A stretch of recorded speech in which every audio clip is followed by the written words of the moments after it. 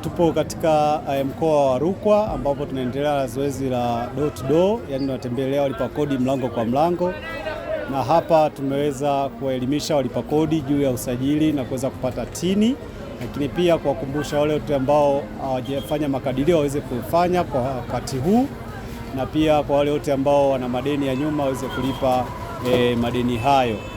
Na katika kutembelea katika baadhi ya maduka tumekuta wengi hawaweki vyeti vyao vya tini.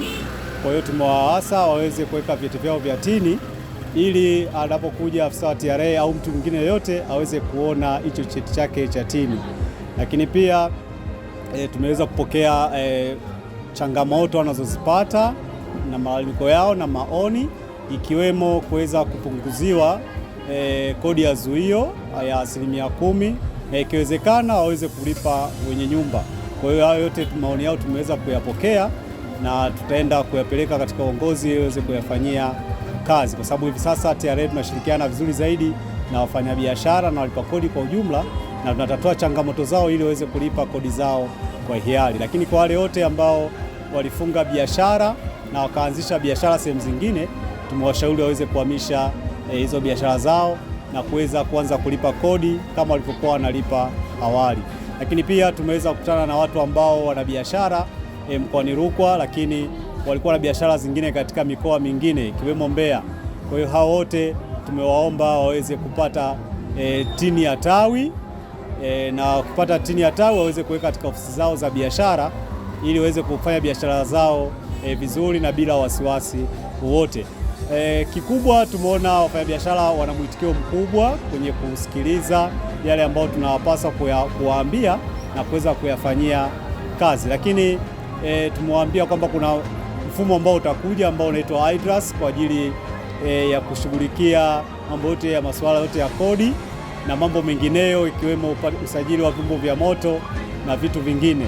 Kwa hiyo tumewaambia ujio wa mfumo huu ili wajiandae, na tutawaletea semina hapa kwa ajili ya kuwafundisha namna gani ya kuingia katika huo mfumo ili waweze kulipa kodi zao vizuri, kuleta taarifa zao za kufunga biashara, kusimamisha biashara au kuongeza biashara kwa kutumia huo mfumo ambao tunatarajia kuanza mwezi Februari tarehe 9.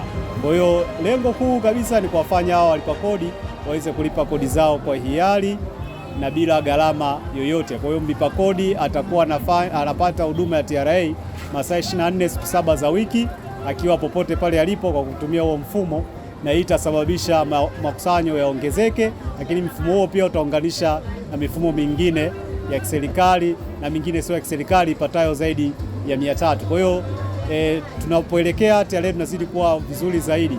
Kwa hiyo zoezi la door to door tunaomba wafanyabiashara waendelee kutuamini, kutusikiliza tunapokuwa kwenye maduka yao, na kiwa na changamoto waseme, wasiogope, kwa sababu sisi lengo letu ni kufanikisha walipa kodi waweze kulipa kodi zao kwa hiari na wakuzwe kwenye biashara zao. Na ndio maana tumeanzisha dawati la uwezeshaji wa biashara, na tunapotembelea wafanyabiashara wale wadogo kabisa tunawaeleza kabisa wafike katika ofisi zetu za TRA. Kuna dawati la uwezeshaji biashara, wapate elimu na wapate tax clearance ili waweze kupata mikopo na wakuze biashara zao.